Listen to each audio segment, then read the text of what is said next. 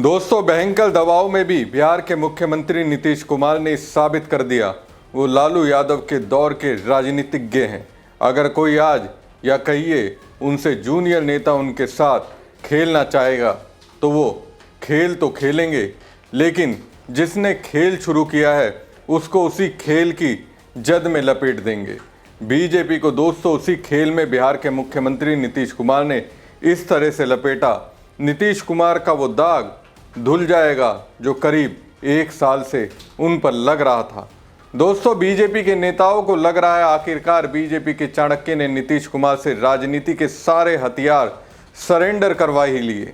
ऐसा दिखता भी है, कम से कम अब से पहले तो मुझे ऐसा लग रहा था, लेकिन अब मुझे ऐसा लग रहा है बीजेपी को नीतीश कुमार ने एहसास करा दिया, उन्होंने आत्मसमर्पण कर दिया है, जो वास्तव में नीतीश ने किया ही नहीं। नमस्कार दोस्तों, मैं हूं परवीन सानी। दोस्तों, बिहार में नीतीश कुमार की अगुवाई में एक बार फिर एनडीए की सरकार बन गई। कैबिनेट के गठन के बाद मंत्रालयों का बंटवारा भी हो गया।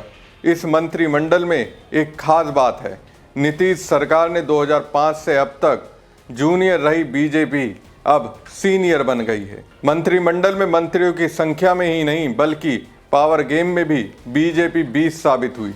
सियासी हालात इस बार बिहार के बदल गए। बीजेपी 89 विधायकों के साथ सबसे बड़ी पार्टी बनकर उभरी तो कैबिनेट में पावर शिफ्टिंग की झलक दिखी।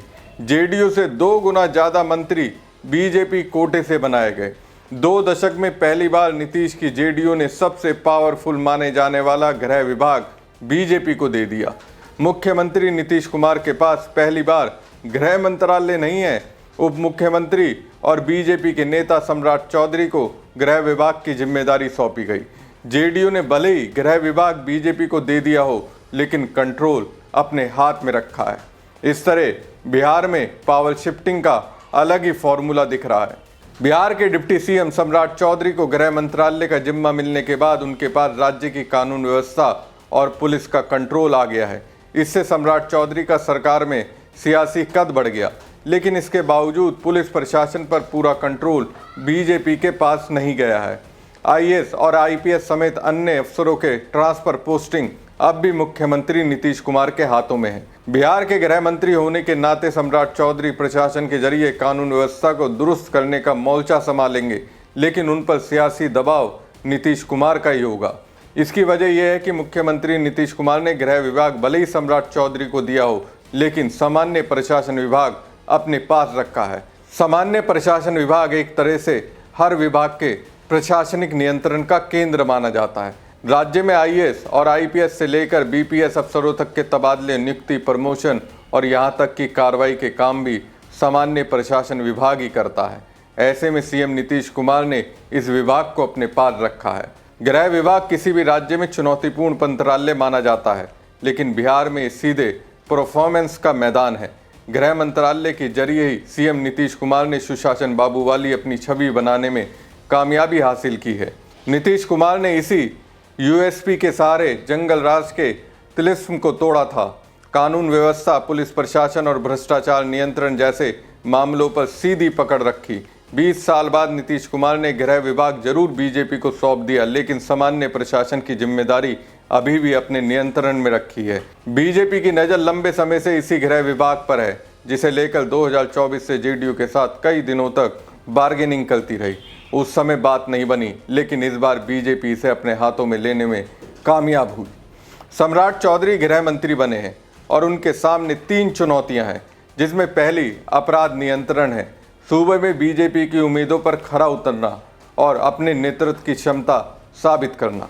अगर वो सफल होते हैं तो बीजेपी उन्हें बड़े चेहरे के रूप में पेश कर सकती है, और अगर फेल होते हैं तो राजनीतिक समीकरण बदलना तय है। बीजेपी अब पहले की तुलना में काफ़ी मजबूत स्थिति में है। नीतीश शायद अपने लिए राजनीतिक स्पेस सुरक्षित रखना चाहते हों, जहां से वो भविष्य में दबाव बना सके। नीतीश ने प्रदेश में होने वाले अपराध पर आलोचना से बचने के लिए गृह विभाग को बीजेपी को सौंप दिया है।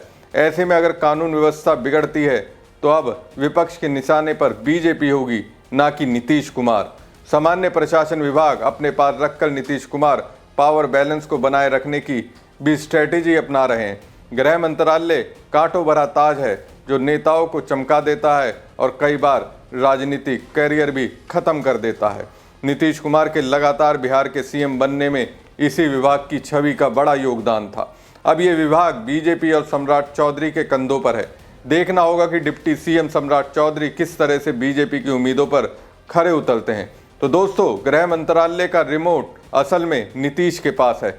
ये सियासत के चतुर खिलाड़ी नीतीश कुमार बखूबी जानते हैं, लेकिन जनता की नज़र में गृह मंत्री तो सम्राट चौधरी हैं। कुछ भी हुआ तो जिम्मेदार कौन होगा? बीजेपी। गोदी मीडिया तो अब बिहार के मैटर में नीतीश पर तो आवाज़ नहीं उठा पाएगी। चिराग पासवान जैसे मोदी के हनुमान भी सवाल नहीं उठा पाएंगे, क्योंकि वो मोदी के हनुमान हुए। अगर अपनी जिम्मेदारी निभाने में सम्राट फेल हुए तो इस बार पिछली बार की तरह सीएम नीतीश की फजीयत नहीं होगी। फजीयत तो बीजेपी की होगी, प्रधानमंत्री नरेंद्र मोदी की होगी। बिहार हिंदी पट्टी का एक ऐसा राज्य है जहां पर बीजेपी अभी तक अपना मुख्यमंत्री नहीं बना सकी है। इस बार सबसे बड़ी पार्टी होने के बाद सत्ता का नियंत्रण धीरे धीरे बीजेपी अपने हाथ में लेना चाहती है। इसके लिए वो अगला सीएम चेहरा तैयार कर रही है। सम्राट चौधरी को डिप्टी सीएम के साथ गृह विभाग देकर अपनी रणनीति को आगे बढ़ा रही है। ऐसे में बिहार की सबसे बड़ी खबर कानून व्यवस्था का परफॉर्मेंस होगी। बीजेपी ने पिछली सरकार में 2 मुख्यमंत्री सम्राट चौधरी और विजय कुमार सिन्हा को बनाया था। इस बार भी बीजेपी के कोटे से ये दोनों ही डिप्टी सीएम हैं। नीतीश कुमार के नेतृत्व वाली एनडीए सरकार में पहली बार सम्राट चौधरी को गृह मंत्री बनाया गया है। बिहार में अभी तक नीतीश कैबिनेट में जूनियर पार्टनर रही बीजेपी के सबसे ज़्यादा 14 मंत्री हैं, जबकि जेडीयू के सिर्फ 8 मंत्री हैं। चिराग पासवान की एलजेपीआर को 2 मंत्री मिले हैं, जबकि जीतन राम मांझी की हम को 1 और उपेंद्र कुशवाहा की राष्ट्रीय लोक मोर्चा को 1 मंत्री मिला है। इससे समझा जा सकता है कि बीजेपी कैसे बिहार में आत्मनिर्भर बनना ही नहीं बल्कि सत्ता को भी अपने हाथ में लेने का दाव चल रही है। हमारी खबर आपको कैसी लगी कमेंट बॉक्स में कमेंट करके जरूर बताएं। साथ ही पेज को ज्यादा से ज्यादा लाइक और शेयर कीजिएगा। धन्यवाद। देखिए, मैं ये मानता हूँ कि हमारे माननीय मुख्यमंत्री नीतीश कुमार जी ने जो भरोसा मुझ पर जताया है, हमारे केंद्रीय नेतृत्व ने जो उम्मीदें हमसे की हैं, उन उम्मीदों पे खरा उतरना, 2025 में जो संकल्प हम लोगों ने लिया है बिहार में नई सरकार के लिए, उन संकल्पों को पूरा करना, मुख्यमंत्री जी का जो प्रगति यात्रा के माध्यम से पूरे बिहार के रोड इंफ्रास्ट्रक्चर को मजबूत करने का जो सपना उन्होंने प्रगति यात्रा के योजनाओं से देखा है, उन योजनाओं को क्रियान्वयन करना। माननीय प्रधानमंत्री नरेंद्र मोदी जी ने जो बिहार के रोड इंफ्रास्ट्रक्चर के लिए जो विजन दिया है, एक्सप्रेसवे, रिंग रोड की कल्पना, इन कल्पनाओं को साकार करना और बिहार रोड इंफ्रास्ट्रक्चर अपने आप में काफी गति पाया और जिसको पूरा लाभ इस चुनाव में बिहार की हम एनडीए सरकार को मिला। हम लोग चाहते हैं कि 25 से 30 का भी रोड मैप उसी प्रकार का हो। बिहार का रोड की चर्चा अब देश के अन्य कोने में होना शुरू हुई है, अब हम उसको स्थापित करना चाहते हैं। बिहार के सड़क के साथ साथ पुल पुलियों की भी जो मेंटेनेंस की जो विजन है, उसको भी हम एक नाजीर के रूप में देश के सामने पेश करना चाहते हैं। और इन सब चीजों के विजन के साथ नरेंद्र मोदी और नीतीश कुमार का जो नेतृत्व हमको विजन दिया है इस राज्य के विकास के लिए, उस विजन को आगे बढ़ाने का काम हम लोग करेंगे। क्वालिटी हम लोग के लिए मुख्य मापदंड है और साथ में गुणवत्ता के साथ विकास और योजनाओं का क्रियान्वयन समयबद्ध तरीके से करना, ये सब हमारी प्राथमिकता रहेंगी। बहुत जल्द 15 दिन के अंदर आपको पूरे रोड मैप के साथ हम आपके साथ चर्चा करेंगे। आज के दिन आप सबको भी धन्यवाद देता हूं, साथ में माननीय मुख्यमंत्री जी, माननीय प्रधानमंत्री जी को, अपने केंद्रीय नेतृत्व को, अपने प्रदेश नेतृत्व को, कि बिहार में फिर से पथ निर्माण की दृष्टि से मुझे काम करने का अवसर मिला है। मैं अपने विभाग के अधिकारियों के सहयोग से, अपने अभियंताओं के सहयोग से बेहतर मॉनिटरिंग के साथ काम करूं, इसका प्रयास करेंगे। बहुत 4 घंटे का लक्ष्य रखा था मुख्यमंत्री ने, उसे कब तक पूरा करेंगे? देखिए, मैं वो सारी चीजों पर 15 दिन के अंदर आपसे चर्चा करूंगा।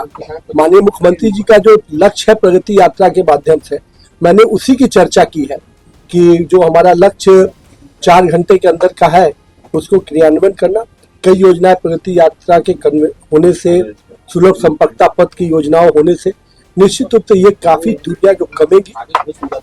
लेकिन आने वाले समय में जो हम लोग का सपना है कि बिहार में 2027 तक हम 4 घंटे का सफर को पूरा करें और साथ ही साथ बिहार के हर गांव से 40 किलोमीटर कोई ना वो लेन सड़क गुजरे, इसकी कल्पना पे हम काम करेंगे। जिस तरह विकसित बिहार की बात हो रही है उसको लेकर क्या कुछ खास करने की आवश्यकता है बिहार में? देखिए, विकसित बिहार का सपना के जो बुनियादी ढांचे थे, सड़क, बिजली और पानी, बिहार की सरकार ने उन पर काफी बेहतर काम किया। अब 25 से 30 का जो समय है वो अब इन बुनियादी ढांचाओं के आगे जाकर निवेश और बेहतर कनेक्टिविटी के साथ अब बिहार विकसित बिहार कैसे बने उसकी कल्पना पे हम लोग काम करेंगे। और मुझे उम्मीद है जो जनता ने मैंडेट दिया है उनके उम्मीदों पे हम लोग पूरी ताकत से, शिद्दत से अपने संकल्पों को सिद्धि तक पहुंचाने पहले का से और ज्यादा स्पीड में काम करने की आवश्यकता है। obvious बात है, जब आपने जनता ने आपको प्रचंड बहुमत दिया है तो उतनी दुगनी ताकत से आपको काम भी करना पड़ेगा।